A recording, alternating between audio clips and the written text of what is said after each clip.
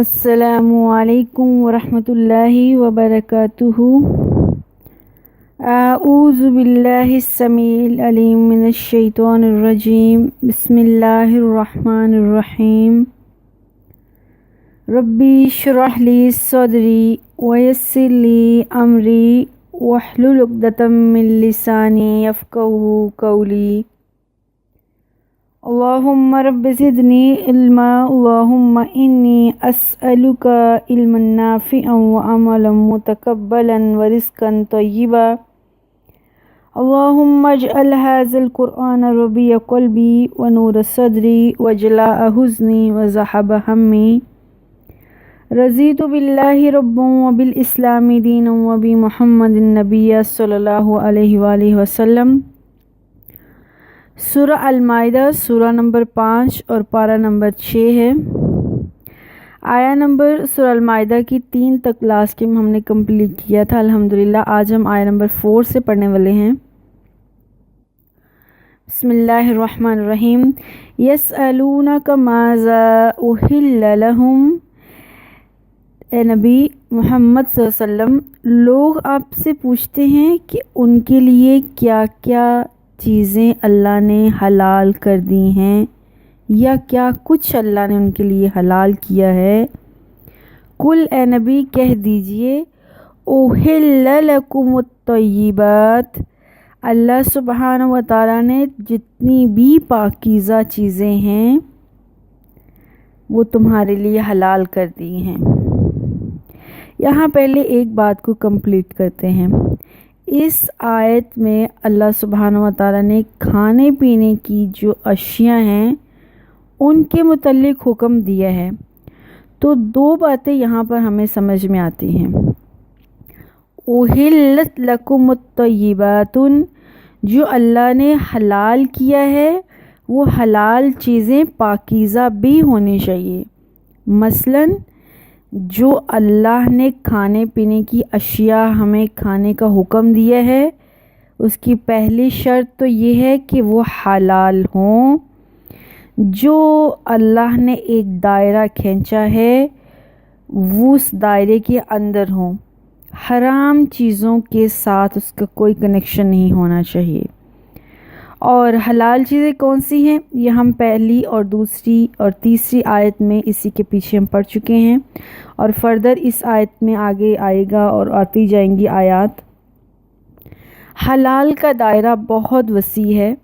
اللہ سبحانہ و تعالیٰ نے اس صورت میں اور سورہ البقرہ میں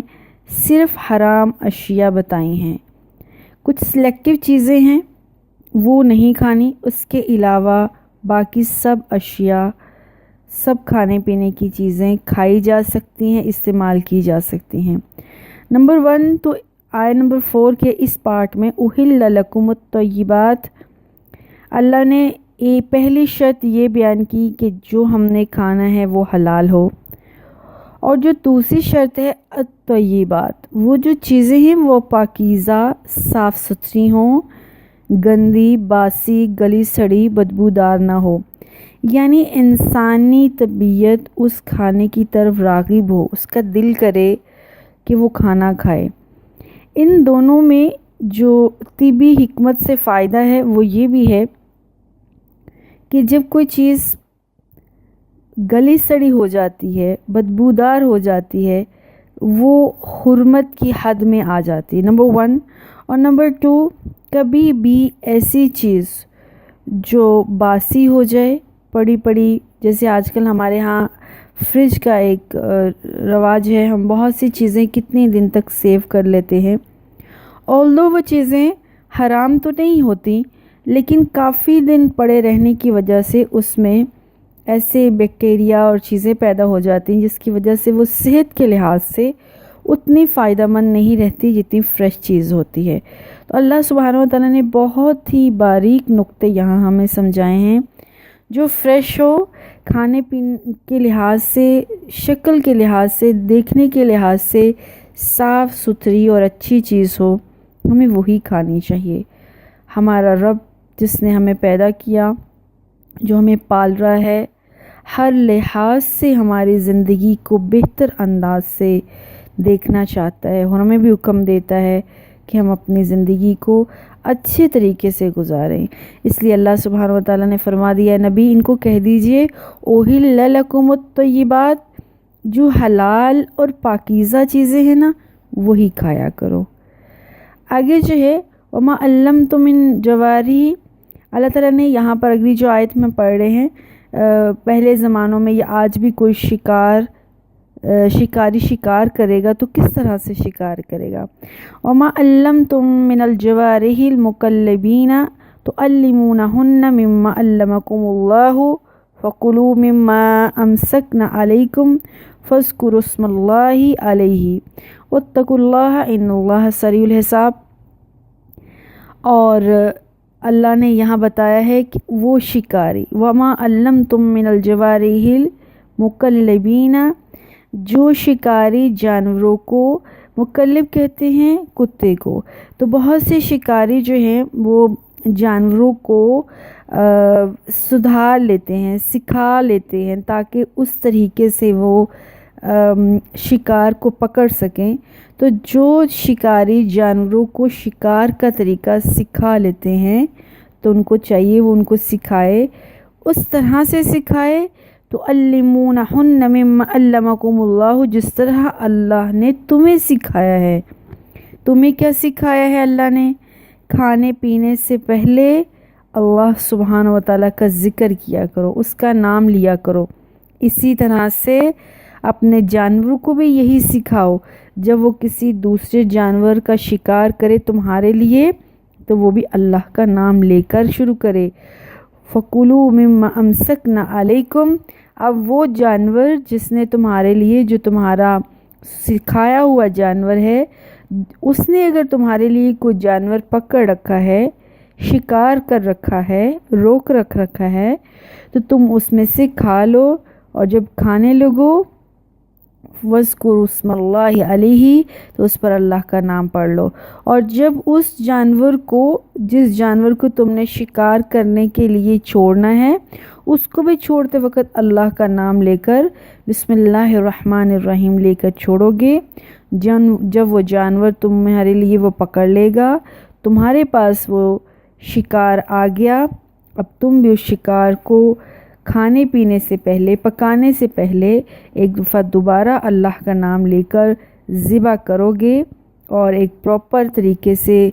ذبح کے بعد اس کو کھاؤ گے۔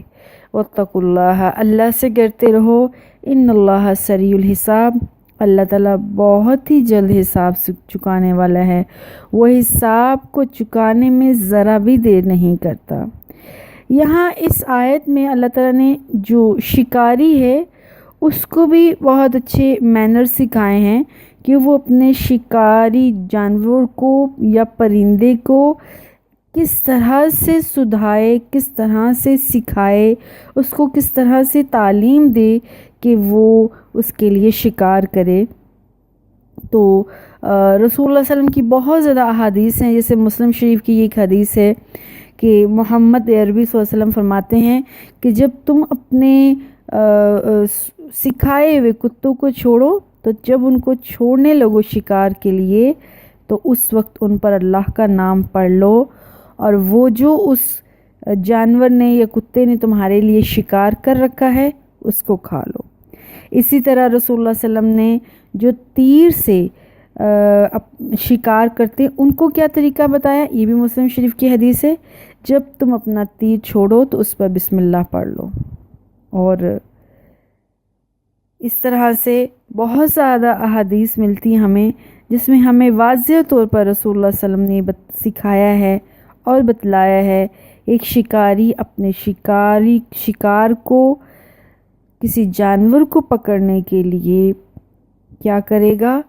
بسم اللہ پڑھ کر چھوڑے گا، اور اس کو سکھائے گا کہ وہ کس انداز سے اس جانور کو پکڑے۔ اب جانور کو کس طرح سے اس کا سکھایا ہوا کتا یا کوئی بھی جانور جو اس نے رکھا ہوا ہے اپنے پاس کس طرح سے پکڑے گا، اس کا بھی ایک طریقہ کار ہوگا۔ اس کو اس انداز سے نہیں پکڑے گا کہ وہ پکڑتے وقت سارا اس لہو لہان ہو جائے اور وہ مر جائے،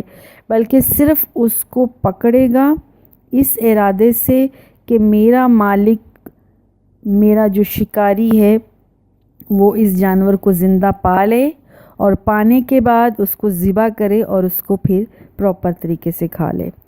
اور اسی طرح سے جو تیر چھوڑا جائے گا، یا پہلے زمانوں میں غلیل کے اندر کنکر یا پتھر پھینکا جاتا تھا، اس کا طریقہ کار بھی سیم یہی تھا کہ جس جانور کی طرف وہ پھینکا جا رہا ہے وہ بسم اللہ پڑھ کے پھینکا جا رہا ہے۔ اور بسم اللہ پڑھنے کا مطلب کیا ہے؟ اگر شکاری اس جانور تک پہنچنے میں تھوڑی دیر لگ جاتی ہے اور شکاری کے وہاں پہنچنے سے پہلے وہ جانور مر جاتا ہے یا اس کے اندر سے سارا خون نکل جاتا ہے، تو شکاری اس جانور کو کھا سکتا ہے، کیونکہ اس نے اس کے اوپر اللہ کا نام لے کر چھوڑا تھا، اب وہ اس کے لیے حلال ہو گئے ہیں۔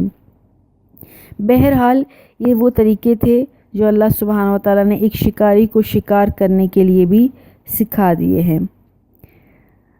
الیوم احل لکم الطیبات، آیت نمبر 5 ہے، آج اللہ نے تمہارے لیے تمام چیزیں حلال کر دی ہیں۔ جب اللہ نے یہ سورت کو، اس آیت کو اتارا تو اللہ نے امت مسلمہ پر بہت بڑا احسان کیا اور کہا کہ میں نے ساری چیزیں پاکیزہ چیزیں تمہارے لیے حلال کر دی ہیں، سب کھاؤ، صرف حرمت کا دائرہ ایک میں نے رکھا ہے اور وہ بہت ہی محدود ہے، کوئی بہت وسیع حرام چیزیں نہیں، بہت کم ہیں۔ وہ حلال چیزیں کیا کیا ہو سکتی ہیں؟ وَطَعَامُ الَّذِينَ أُوتُوا الْكِتَابَ حِلٌّ لَكُمْ، اہل کتاب کا کھانا بھی تمہارے لیے اللہ نے حلال کر دیے ہے۔ وَطَعَامُكُمْ حِلٌّ لَهُمْ، اور تمہارا کھانا بھی اہل کتاب کے لیے حلال ہے۔ اہل کتاب کا کھانا کن شرائط پر ہمارے لیے حلال ہو سکتا ہے؟ نمبر 1، اہل کتاب جو کھانا کھائیں، جو میٹ وغیرہ کھائیں، وہ ذبح ہونا چاہیے اور ذبح کرتے وقت اللہ کا نام لیا جانا چاہیے، کیونکہ تمام جو شریعتیں ہیں، یہود ہے یا عیسائی ہے، نصارہ ہے، جتنے بھی اہل کتاب ہیں سب اللہ کو مانتے ہیں اور سب انبیاء کی اولاد ہیں۔ ان کا طریقہ کار ذبح کرنے کا سیم ایسا ہی ہے جیسے مسلمانوں کا، امت مسلمہ کا ہے۔ اور وہ جو چیزیں کھائیں، نمبر 1 تو وہی ہے کہ وہ جو میٹ وغیرہ کھائیں وہ ذبح اللہ کے نام پر لیا گیا ہو۔ نمبر 2، وہ جو چیزیں کھائیں وہ پاکیزہ اور حلال ہونی چاہیے۔ نمبر 3، ان کے دسترخوان پر، ان کے ٹیبل پر کوئی بھی حرام چیز مثلا شراب یا سور کا گوشت وغیرہ نہیں ہونا چاہیے۔ اگر ایسی اشیاء وہ اپنے ساتھ اس دسترخوان پر رکھتے ہیں تو وہاں کھانا نہیں کھانا چاہیے۔ اور اگر مسلمان ان کے دسترخوان پر بیٹھتے ہیں اور ان کو پتہ چلتا ہے کہ شاید پہلے ان کے برتنوں میں یہ چیزیں سرو کی گئی ہوں، تو پھر وہ اس برتن کو خوب دھو کر اچھی طرح پاک صاف کر لیں گے۔ یہ بہت مجبوری کی حالت میں ہو سکتا ہے، ورنہ اہل کتاب کے ساتھ اس طرح سے کہ وہ ناجائز چیزیں بھی کھا رہے ہیں، وہ حرام چیزیں کھا رہے ہیں، ان کا کھانا ذبح بھی نہیں ہے، اور وہ گلے سے گھونٹ کر یا آرے سے چیر کر کسی جانور کو کھا رہے ہیں، تو ایسا گوشت، ایسا کھانا حلال نہیں ہے۔ تمام عیسائی اور یہودی جو اہل کتاب ہیں، اللہ پر، یوم آخرت پر ایمان رکھتے ہیں، انبیاء کی اولاد ہیں، ان کو نیچرلی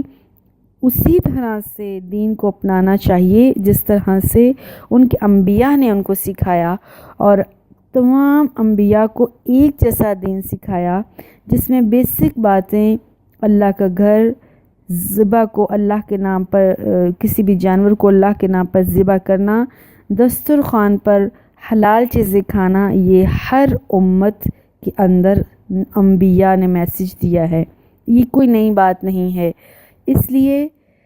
اہل کتاب کا کھانا اس صورت میں حلال ہوگا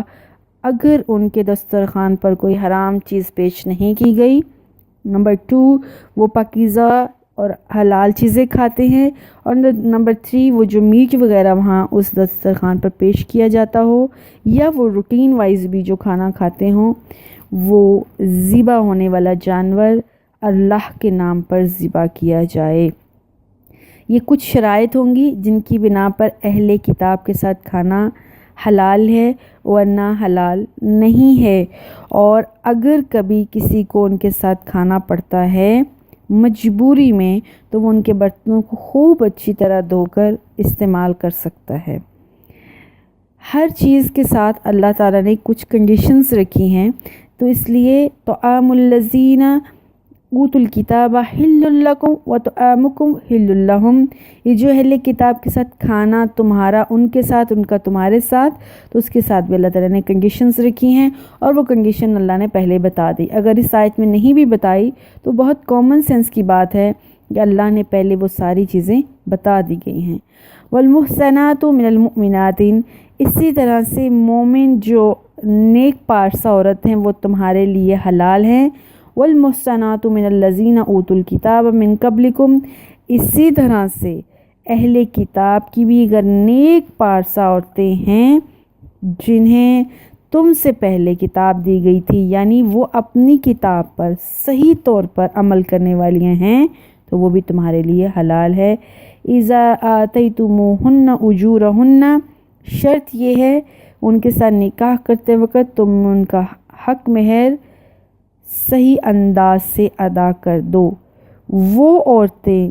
غیر مصافحین، وہ عورتیں ادھر ادھر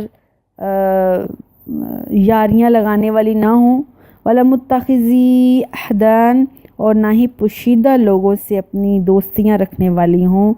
یہ بھی کنڈیشنز ہیں اللہ سبحانہ و تعالیٰ نے جو بتا دی ہیں، بہت واضح احکامات اللہ نے بتائے ہیں۔ والمحصنات من المؤمنات، ایک مومن مرد کے لیے ایک پاک دامن عورت ہی اس کے لیے لائق اور اس کے لیے حلال اور جائز ہے۔ اس طرح سے ایک مومن مرد کو اگر کہیں ایسی سچویشن پیدا ہو جاتی ہے، اس کو مومن عورت نہیں مل رہی، اس کو اہل کتاب کی کوئی ایسی عورت مل جاتی ہے جو اپنی شریعت پر اس طرح سے عمل کر رہی ہے جیسے انبیاء شریعت لے کر آئے تھے، اس کے ساتھ ساتھ وہ بہت ہی پاک دامن، پاکیزہ، باحیا اور اپنے کریکٹر کی بڑی حفاظت کرنے والی عورت ہے، با کمال عورت ہے، تو پھر کوئی شخص نکاح کر سکتا ہے ایسی عورت سے جو کہ اہل کتاب ہے۔ اللہ سبحانہ و تعالیٰ نے اگر کسی چیز کو حلال کیا ہے یا حرام کیا تو اس کے ساتھ اس کی کنڈیشنز بھی بتائی ہیں، ان کی ریزنز بھی بتائی ہیں کہ کیوں حلال کیا ہے اور کیا کن وجوہات کی بنا پر حلال کیا ہے۔ تو آگے ہے وَمَن يَكْفُرْ بِالْإِيمَانِ فَقَدْ حَبِطَ عَمَلُهُ، جس شخص نے ایمان کی بجائے کفر کو اختیار کیا، کفر کو اپنے لیے پسند کیا، اس نے اپنے تمام اعمال برباد کر لیے ہیں۔ وہ فی الآخرۃ من الخاسرین، اور آخرت میں ایسے لوگ نقصان اٹھانے والے ہیں۔ یہاں سوال یہ پیدا ہوتا ہے کہ اللہ سبحانہ و تعالیٰ نے خود ہی اہل کتاب کے ساتھ کھانا اور اہل کتاب کی عورتوں کو بھی حلال کر دیا ہے، اور پھر یہ کہہ دیا ہے کہ جو ایمان کو چھوڑ کر کفر اختیار کرے گا اس کے اعمال برباد ہو جائیں گے۔ بہت سے لوگ سوال کرتے ہیں کہ اللہ سبحانہ و تعالیٰ اگر چاہتا تو ہم سیدھی راہ پر چل جاتے، اللہ ہی نہیں چاہتا تو ہم سیدھی راستے پر نہیں ہیں، یا جیسے جن کو اللہ چاہتا ہے۔ یہ سچ ہے، اللہ جس کے لیے بھلائی چاہتا ہے اس کو دین کا راستہ آسان کر دیتا ہے، لیکن تھوڑا غور کریں، باقی سب چیزیں ہم ہمیشہ سوچتے ہیں، سمجھتے ہیں، ہماری دولت کے اعتبار سے، ہماری دنیا میں سکسیس کے اعتبار سے، ہماری اسٹڈیز کے اعتبار سے، ہمارے کسی پروفیشن کے اعتبار سے، ہر انسان یہ سمجھتا ہے کہ وہ سب میری انٹیلیجنسی اور میرے اپنی اسٹرگل کی بنا پر میں نے یہ جو بھی رتبہ مقام پایا ہے۔ لیکن جب دین کا معاملہ آ جاتا ہے تو ہم سب اللہ پر چھوڑ دیتے ہیں۔ صرف تھوڑا سا خیال کرنا پڑے گا، اللہ سبحانہ و تعالیٰ نے ہمیں اشرف المخلوقات بنایا ہے، ہمیں انسان بنایا ہے، ہمیں جانور نہیں بنایا۔ جانور مجبور ہے، اللہ سبحانہ و تعالیٰ نے جو اس کے لیے رکھ دیا اس کو وہی کرنا ہے، اس کے علاوہ وہ کچھ کر نہیں سکتا۔ جانور کے پاس کوئی چوائس نہیں ہے۔ اللہ سبحانہ و تعالیٰ نے ہمیں سب سے بیسٹ کریشن بنایا ہے، اور اللہ نے ہمارے سامنے راستے رکھے ہیں، ہدایت کا اور گمراہی کا، اچھائی کا اور برائی کا، دو راستے رکھے ہیں۔ ہمیں اپنی عقل اور فہم سے، اپنی انٹیلیجنسی سے، اپنے وزڈم سے ان دونوں راستوں میں سے کسی ایک کو چوز کرنا ہے جو ہمارے لیے بیسٹ ہے۔ اس آیت میں اللہ سبحانہ و تعالیٰ نے اہل کتاب کے ساتھ کھانا حلال کر تو دیا، لیکن اس کے ساتھ کنڈیشنز رکھیں۔ ہم نے اپنی عقل اور فہم سے، اپنے وزڈم سے دیکھنا ہے کس حد تک ہم اس اللہ کی اس اجازت کو اویل کر سکتے ہیں، اس کو پا سکتے ہیں، ان کے ساتھ کھا سکتے ہیں۔ اللہ نے حلال کہہ دیا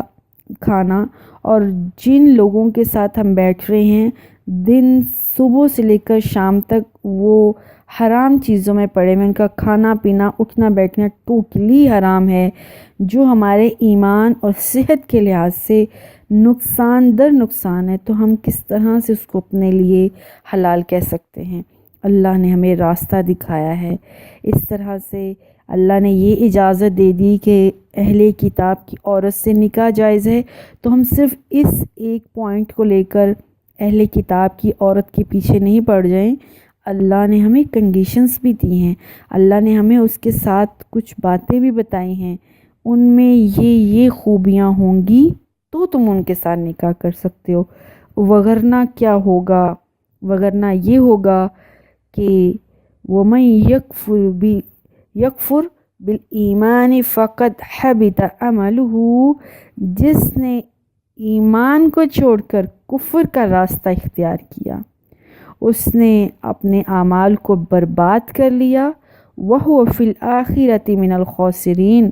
اور دنیا میں بھی نقصان اور آخرت میں بھی وہ نقصان پانے والے ہی ہو گئے۔ اس لیے بہت واضح احکامات ہیں، کسی فتنہ میں پڑھنے کی کوئی ضرورت نہیں ہے۔ جو اللہ نے واضح احکامات دیے ہیں ان کو بہت ہی سادہ اور کھلے مائنڈ کے ساتھ ہو کر سوچنا ہے اور پھر اس کے اوپر عمل کرنا ہے۔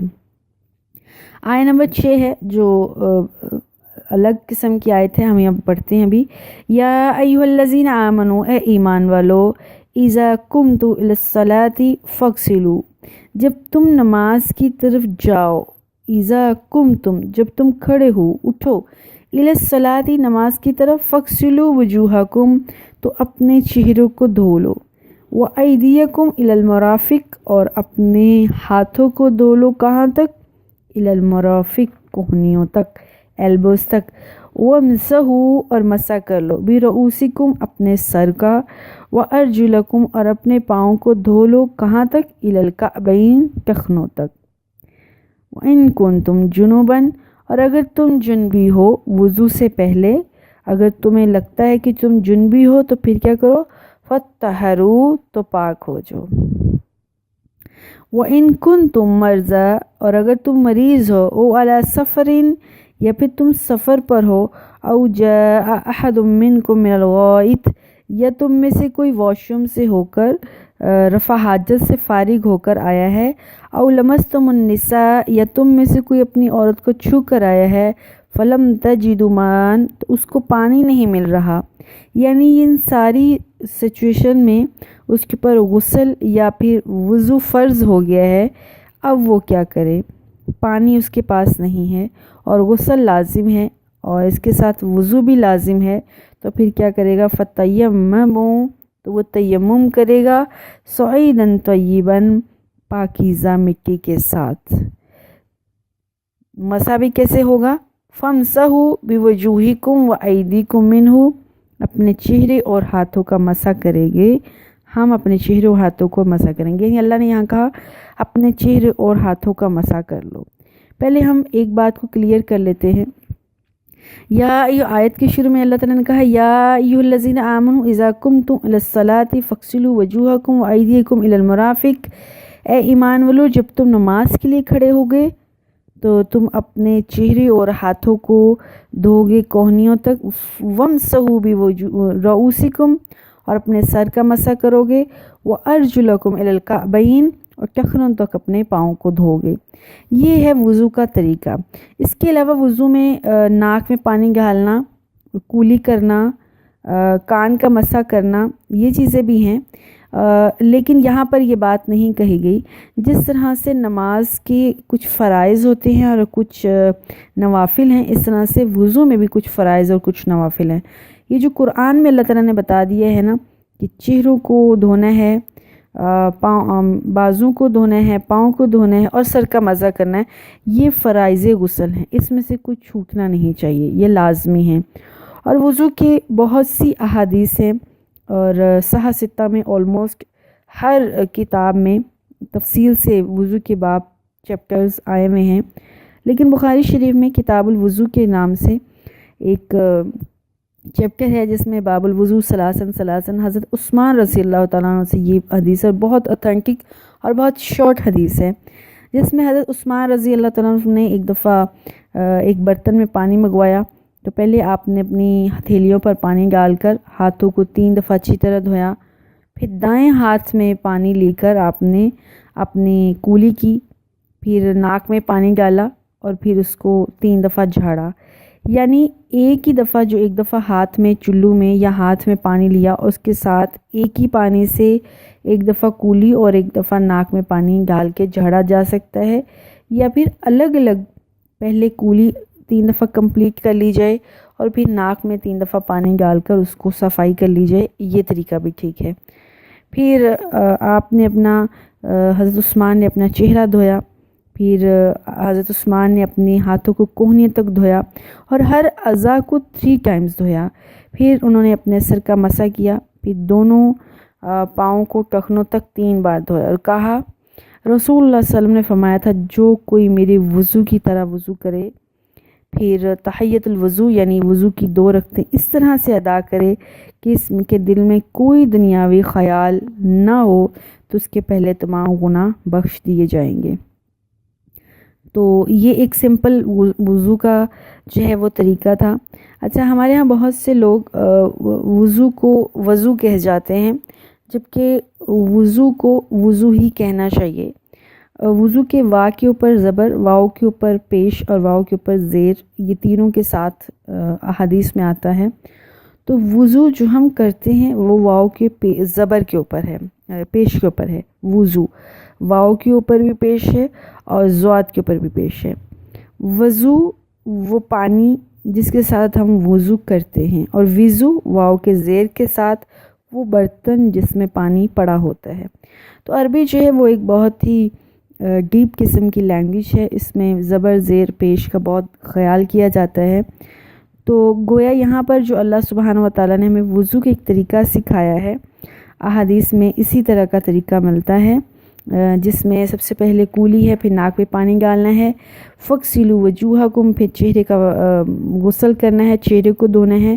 وَأَيْدِيَكُمْ إِلَى الْمَرَافِقِ، اور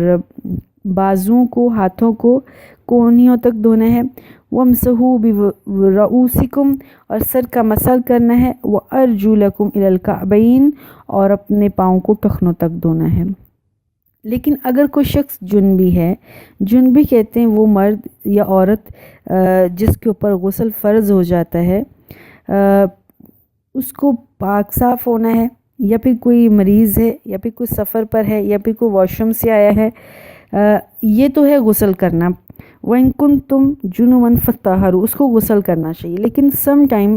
ہم ایسے حالات میں ہوتے ہیں جب ہمارے اوپر غسل تو فرض ہوتا ہے، یا پھر ہمیں نماز پڑھنی ہے تو ہمیں وضو تو لازمی کرنا ہے، لیکن ہمارے پاس پانی نہیں ہوتا، تو اس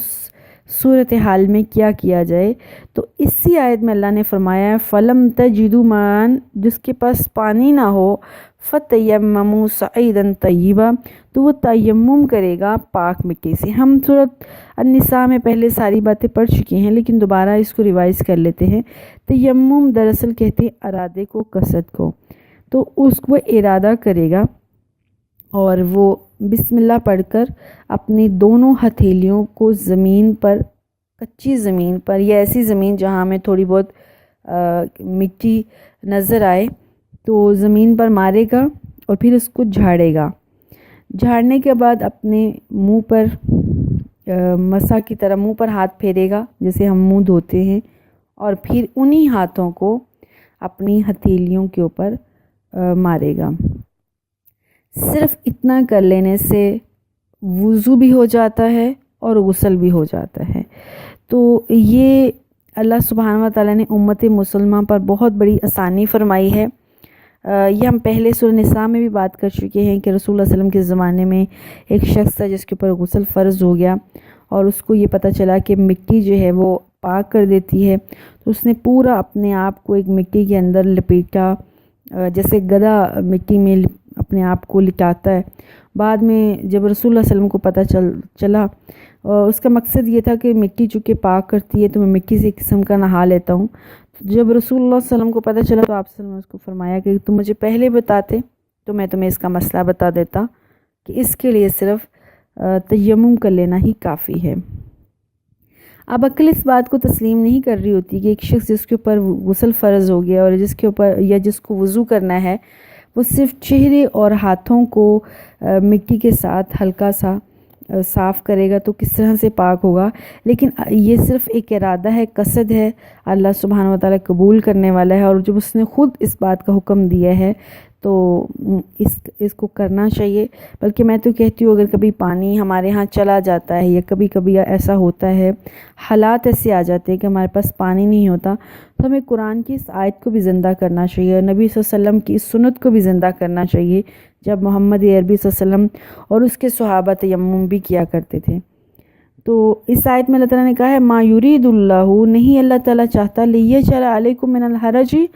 اللہ تعالیٰ تمہارے اوپر کوئی تنگی پیدا نہیں کرنا چاہتا، کیونکہ اللہ تعالیٰ نے دین کو بہت آسان نازل کیا ہے، دین بہت آسان ہے۔ کوئی مریض ہے اس کو پانی سے تکلیف ہوتی ہے، یا کوئی اور ایسی وجہ ہے کہ ہم سفر پر ہیں، بہت پانی نہیں ہے، تو ان سارے حالاتوں میں اللہ تمہارے پر آسانیاں پیدا کرنا چاہتا ہے، اللہ تنگیاں پیدا نہیں کرنا چاہتا۔ ولیکن یرید لیطہرکم، اللہ تعالیٰ تو چاہتا ہے کہ تم پاک صاف رہو، وَلْيُتِمَّ نِعْمَتَهُ عَلَيْكُمْ لَعَلَّكُمْ تَشْكُرُونَ، اور اللہ تعالیٰ چاہتا ہے کہ اللہ تعالیٰ تمام نعمتیں تمہارے اوپر ڈال دے تاکہ تم اللہ تعالیٰ کا شکر ادا کرو۔ تمام نعمتیں ڈال دے، اللہ کا شکر کرو۔ اس کا کیا مطلب ہے کہ اللہ تعالیٰ نہیں چاہتا کہ تم ناپاک اور گندے رہو، اللہ چاہتا ہے کہ تم صاف ستھرے پاکیزہ رہو، اور بدن کی پاکیزگی اور نفس کی پاکیزگی دونوں اپنے ساتھ لازم رکھو۔ اس صفائی سے، جو کہ صفائی جو ہے، طہارت جو ہے وہ نصف ایمان ہے، اس صفائی سے، اس طہارت سے تم اللہ تبارک و تعالیٰ کا زیادہ شکر کر سکو گے، اور اللہ کی قربت تمہیں زیادہ نصیب ہو سکتی ہے ان ساری باتوں سے۔ آیت نمبر 7 ہے وَاذْكُرُوا نِعْمَتَ اللَّهِ عَلَيْكُمْ، اللہ تعالیٰ کا شکر ادا کرو، اللہ تعالیٰ کی ان نعمتوں کو یاد رکھو۔ کون سی نعمتوں کو؟ جو اللہ تعالیٰ نے تمہارے اوپر احسان کیے ہیں، جو اللہ تعالیٰ نے تمہارے اوپر احسانات کیے ہیں ان احساناتوں کو یاد رکھو۔ وَمِيثَاقَهُ الَّذِي، اور اللہ تعالیٰ کی ان وعدوں کو بھی یاد رکھو، وَثَقَاكُمْ بِهِ، جو وعدے تم نے اللہ سے کر رکھے ہیں۔ اس کل تم سمعنا وَأَطَعْنَا، وہ وعدے کون سے ہیں؟ جب تم نے کہا تھا ہم نے سن لیا ہے اور ہم نے اطاعت قبول کر لی ہے۔ جب اللہ سبحانہ و تعالیٰ نے تم سے وعدے لیے تھے اور تم نے کہا تھا اللہ ہم نے وہ وعدے سن لیے ہیں، ہم نے اطاعت قبول کر لی ہے، ہم ہمیشہ اے اللہ تیری اطاعت میں آئے رہیں گے اور تیری اطاعت کو قبول کرتے رہیں گے۔ یہ دراصل واقع ہے بیت العقبہ کا، عقبہ اول اور عقبہ ثانی، یہ ہم بہت مشہور ہے اسلامی تاریخ میں، یہ وہ باتیں ہیں جو کہ اسلام کبھی بھی بھول نہیں سکتا، اور اسلام کی تاریخ کے اوراق انہی کی سیاہی سے اور انہی کی روشنیوں سے منور ہیں۔ وہ وعدہ جب تم نے عقبہ کی رات کو رسول اللہ صلی اللہ علیہ وسلم سے کیا تھا، اے نبی ہم ہر حال میں تیرے ہاتھ پر بیعت کریں گے، ہر حال میں تیرے ساتھ جو بیعت کی ہے خلفۂ راشدین کے ساتھ جو بیعت کی ہے، امت مسلمہ کے ساتھ جو بیعت کی ہے، امیر کی اطاعت کریں گے، جماعت کے ساتھ جو ایک نظم و نسق کا جو ایک سسٹم ہوتا ہے اس کو قائم رکھیں گے، ہر اس بات پر ہم اتباع کریں گے۔ اور یہ بیعت عقبہ اولیٰ اور بیعت عقبہ ثانی یہ وہ ٹائم ہے جب رسول اللہ صلی اللہ علیہ وسلم کو اسلام کی نبوت ملی تھی، اللہ تعالیٰ نے نبوت دی، اور پھر مسلمان جو ہے وہ چھپ چھپ کر بیٹھا کرتے تھے۔ دار ارقم ایک گھر تھا صفا کے پاس، وہاں پر بیٹھ کے رات کو یا دن کو مسلمان جو نئے نئے مسلمان ہوئے تھے اور رسول اللہ صلی اللہ علیہ وسلم بیٹھ کے میٹنگز کیا کرتے تھے، لوگوں کو دین کس طرح سے سمجھایا جا سکتا ہے، کافر جو مسلمانوں پر ظلم ستم ڈھا رہے ہیں اس کا کس طرح سے اس کو برداشت کیا جا سکتا ہے۔ تو اس دور میں مدینہ شریف سے کچھ لوگ پہلے سال 6 لوگ حج کی نیت سے آئے تھے، اور رسول اللہ صلی اللہ علیہ وسلم نے ان کو دین سکھایا، ان کو دین سمجھ میں آ گیا، وہ اسلام قبول کر کے اللہ کے نبی کی ہاتھ پر بیعت کر کے گئے مدینہ کی طرف واپس، اور ان 6 لوگوں کی وجہ سے مدینہ میں بہت زیادہ اسلام پھیلا۔ نیکسٹ ایئر وہ 12 لوگ آئے بیعت عقبہ ثانی، اور ان 12 لوگوں نے رسول اللہ صلی اللہ علیہ وسلم کے ہاتھ پر بیعت کی، اسلام قبول کیا، اور اللہ تعالیٰ سے وعدے کیے، اللہ کے نبی سے وعدے کیے، اور کہا کہ ہمارے ساتھ کوئی امیر مقرر کر دیں، ہمارے ساتھ کوئی ایسا آدمی بھیجیں جس کی وجہ سے وہاں مدینہ میں اسلام پھیلے۔ تو رسول اللہ صلی اللہ علیہ وسلم نے حضرت مصعب بن عمیر کو ان کے ساتھ as a Amir, as a leader بھیجا۔ حضرت مصعب بن عمیر سے بہت سے بڑے بڑے قبائل جو مدینہ میں تھے وہ اسلام لے آئے تھے۔ خیر اگلے سال 12 لوگ آئے اور انہوں نے رسول اللہ صلی اللہ علیہ وسلم کی ہاتھ پر بیعت کی اور کہا کہ ہمارے ساتھ کسی معلم کو، کسی کو قرآن سکھانے والوں کو بھیج دیں۔ تو رسول اللہ صلی اللہ علیہ وسلم نے مصعب بن عمیر رضی اللہ تعالی عنہ کو ایز اے دائی مبلغ دین بنا کر بھیجا۔ حضرت مصعب بن عمیر کی تبلیغ کی وجہ سے بہت بڑے سردار جیسے کہ اوس کے سردار سعد بن معاذ اور سعید بن حضیر نے بھی اسلام قبول کر لیا۔ الغرض یہاں پر اللہ کے نبی کو اللہ تعالیٰ نبی کے ذریعے لوگوں کو بتا رہے ہیں کہ ذرا اس وقت کو یاد رکھو جب تم نے اللہ کو حاضر ناظر جانتے ہوئے محمد عربی کے ہاتھ پر بیعت کی تھی، تو واتقوا اللہ، اللہ سے ڈر جو، ان اللہ علیم بذات الصدور، اللہ دل کی باتوں کو بہت اچھے طریقے سے جانتا ہے، ان باتوں کو یاد رکھو۔ آیت نمبر 8 ہے سورہ المائدہ، یا ایھا الذین آمنوا کونوا قوامین للہ شہداء بالقسط، اے ایمان والو انصاف پر قائم رہ جاؤ اور انصاف کے ساتھ عدل کے ساتھ گواہی دینے والے بن جاؤ۔ وَلَا يَجْرِمَنَّكُمْ شَآنُ قَوْمٍ عَلَىٰ أَلَّا تَعْدِلُوا، کسی قوم کی دشمنی تمہیں اس بات پر آمادہ نہ کرے کہ تم عدل کا دامن چھوڑ دو۔ اعدلوا، تم عدل کرتے رہنا، وَأَقْرَبُ لِلتَّقْوَىٰ، یہ تقوی کے بہت زیادہ قریب ہے۔ وَاتَّقُوا اللَّهَ، اللہ سے ڈر جاؤ، ان اللہ خبیر بما تعملون، جو بھی تم عمل کرتے ہو اللہ یقیناً اس سے باخبر ہے۔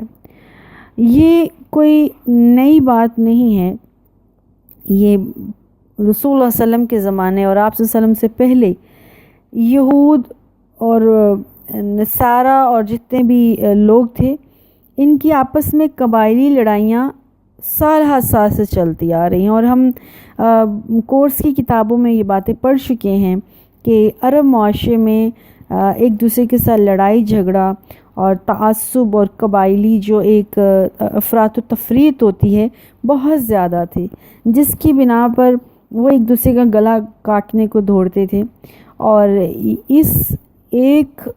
تعصب اور اس ایک اونچی ناک اور انا کی وجہ سے لوگوں نے انصاف اور عدل کا دامن چھوڑ چکے تھے۔ اللہ سبحانہ و تعالیٰ دوبارہ ان کو اس بات کے ساتھ جوڑ رہے ہیں کہ تم عدل و انصاف اور تقوی اپنے اندر پیدا کر لو۔ یہ وہ اسباب ہیں، اگر کسی کے اندر یہ کوالٹیز پیدا ہو گئیں تو وہ کونوا قوامین للہ، اللہ کے دین کو قائم رکھنے والے بن جائیں گے۔ پھر تم انصاف اور عدل کے ساتھ اللہ کے دین کو قائم رکھنے والے بن گئے تو تمام اقوام عالم میں تمہارے کردار، تمہارے اخلاق، یہ جو تمہارے اندر کوالٹیز ہوں گی، ان کوالٹیز کو اللہ سبحانہ وتعالیٰ زندہ رکھیں گے اور تا حیات تم ایک عظیم قوم کہلاؤ گے۔ اور ایسا ہی ہوا، اس قوم نے کہا تھا سمعنا و اطعنا، ہم نے اے نبی اللہ اور نبی تیری اور اللہ کے احکامات کو منو ان ایسے لے لیا ہے جیسے اللہ نے ہمیں کہا۔ ہم کون قوامین للہ، اللہ کے دین کو قائم کرنے والے عدل اور انصاف کے ساتھ بن گئے ہیں۔ اللہ نے ان کے اخلاق کو، ان کے کردار کو، ان کے افعال کو پوری دنیا میں سب سے بہترین کر کے دکھایا، اور صحابہ نے بھی اپنے عمل سے یہ دکھایا کہ اصل ایمان کی حلاوت ہوتی کیا ہے۔ اور پھر ایسی قوموں کو اللہ سبحانہ و تعالیٰ نے بہت اونچے درجات دیے، اور وہ بات اللہ تعالیٰ نیکسٹ آیت نمبر 9 میں فرما بھی رہے ہیں، وعد اللہ الذین آمنوا وعملوا الصالحات۔ ایسے لوگوں کے ساتھ پھر اللہ کے وعدے ہیں، کن کے ساتھ؟ جو ایمان لے کر آئے ہیں، وعملوا الصالحات، جنہوں نے نیک عمل بھی کیے ہیں، لہم مغفرۃ واجر عظیم۔ ایسے لوگوں کو اللہ تعالیٰ بہت زیادہ بخشش دیں گے اور اجر عظیم دیں گے۔ اللہ تعالیٰ نے نیک اعمال اور ایمان کے ساتھ، یہ ایمان اور اعمال صالحہ جب مکس ہو جاتا ہے تو ایسے لوگوں کے ساتھ اللہ کی مغفرت کی اور اجر عظیم کے وعدے ہیں۔ اور پھر والذین کفروا وکذبوا بآیاتنا اولئک اصحاب الجحیم، وہ لوگ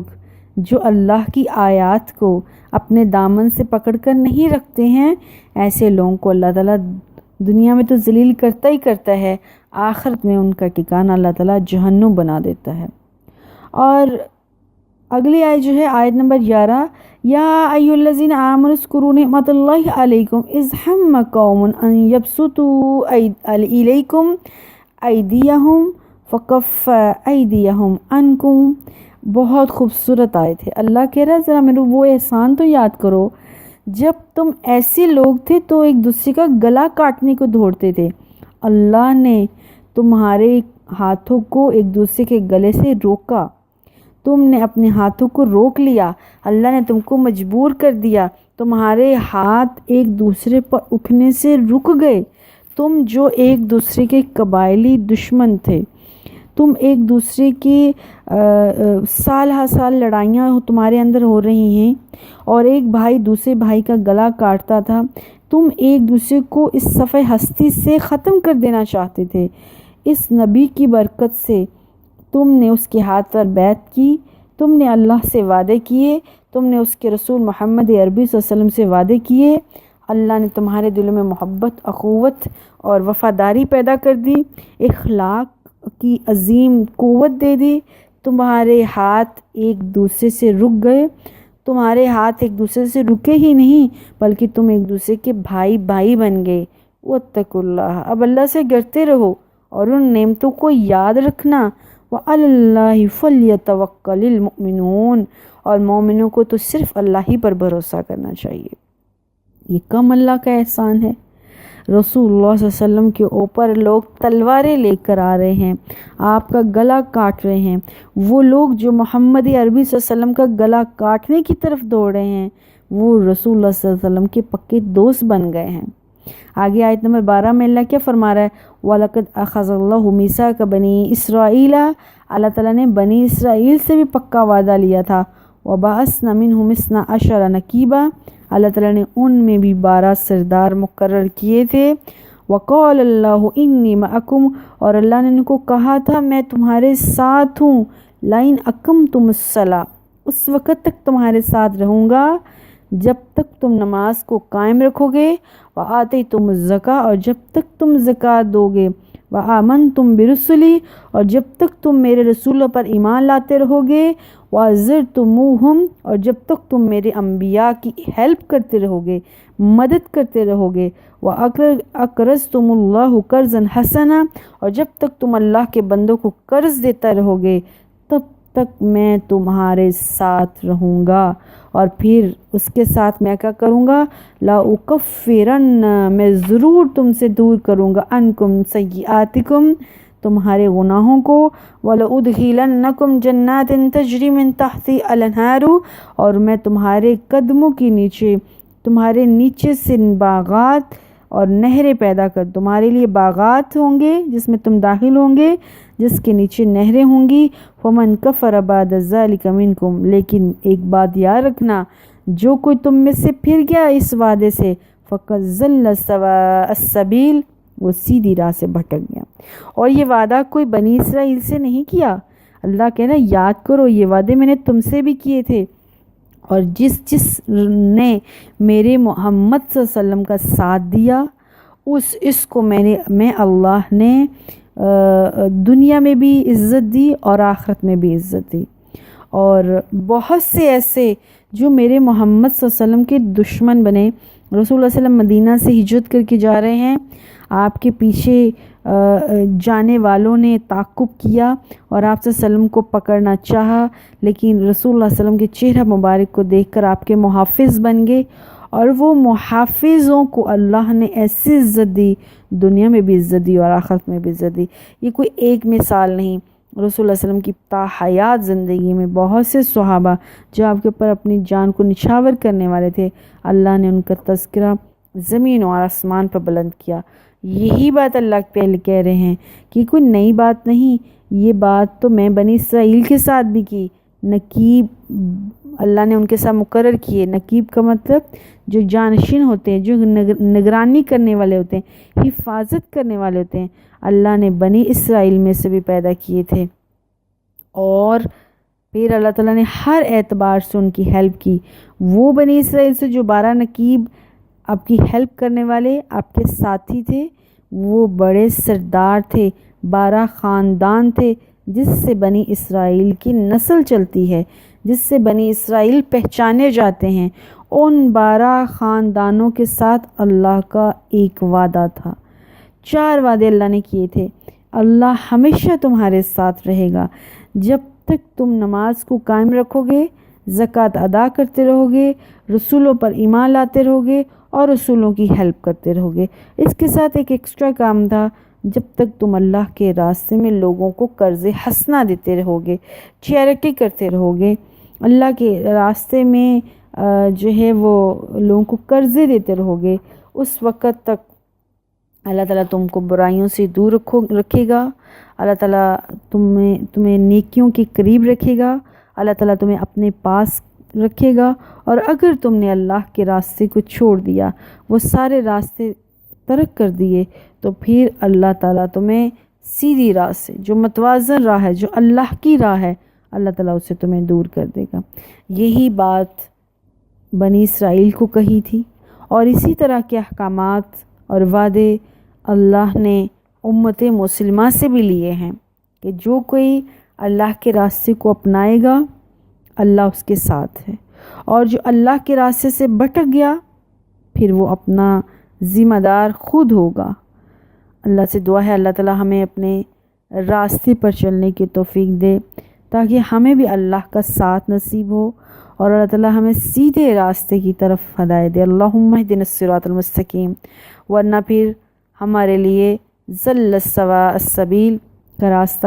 ہو جائے گا۔ اور اللہ سے دعا ہے کہ اللہ ہمیں کسی اور راستے پر نہ ڈالے، جو سیدھی راہ سے بھٹک گیا بس وہ بھٹکا رہا، کیونکہ اسلام کا، اللہ کا راستہ تو ایک ہی ہے جو کہ سیدھا ہے، صراط مستقیم ہے۔ اس کے ساتھ تو کئی راستے ہیں، اور یہ راستہ تو بالکل موٹر وے کی طرح ہے، جو ذرا سا اپنی لائن سے بھٹکا کہاں کا کہاں نکل گیا۔ تو اگر ہم اس راستے سے بھٹکے تو نہ جانے ہم کہاں کے کہاں نکل جائیں گے، اور کبھی اپنے اس راستے پر شاید واپس نہ آ پائیں۔ تو اللہ سے دعا ہے اللہم اہدنا الصراط المستقیم، اور ہم بھی اللہم سمعنا و اطعنا کہنے والے لوگ بن جائیں، تاکہ کل کو اللہ بھی کہے کہ انی معکم، میں تمہارے ساتھ ہوں۔ اللہ کی معیت، اللہ کا ساتھ ہمیں بھی نصیب ہو، آمین۔ والسلام علیکم ورحمۃ اللہ وبرکاتہ۔